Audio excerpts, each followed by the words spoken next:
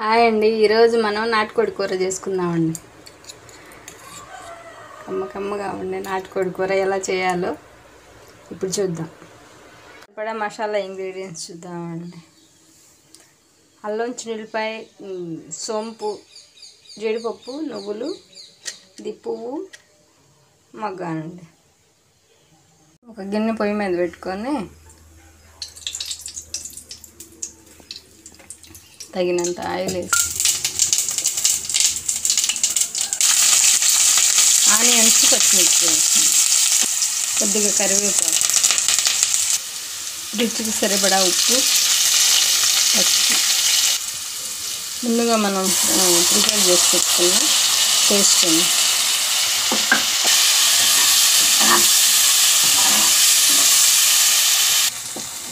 Paste వేగాక chicken వేసుకున్నాం, కారం వేసుకున్నామండి.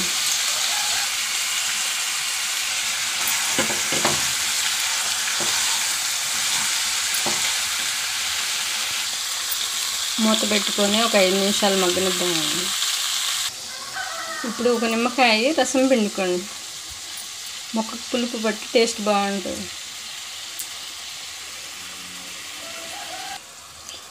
ఒకసారి తిప్పుకొని ఒక 5 నిమిషాలు మగ్గనిద్దామండి.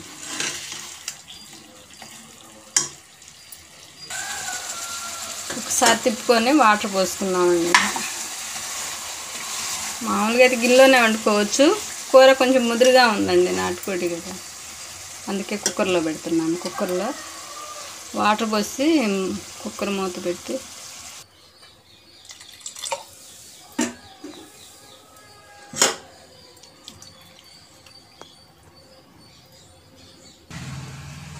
మూత పెట్టి 5-6 విజిల్ రానివ్వాలి. పొడి మసాలా కోసం గసగసాలు, ధనియాలు, చెక్క, లవంగ, యాలకుల ఇవి కొంచెం వేయించి పొడి చేసుకుందామండి.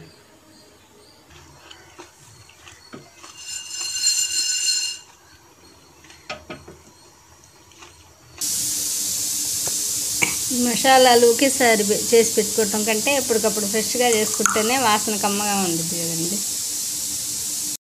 ఇలా పొడి చేస్తామండి, మీరు ఎలా పొడి చేస్తారో కామెంట్ చేయండి. ఒకసారి పొయ్యి వెలిగించి పెట్టి పొడి మసాలా, కొత్తిమీర వేసుకొని కలుపుకోవాలండి.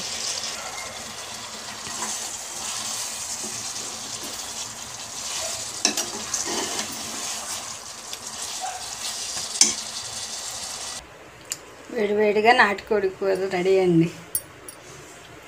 ఎలా ఉందో మీరు కూడా చేసుకొని తిని చూసి కామెంట్ చేయండి.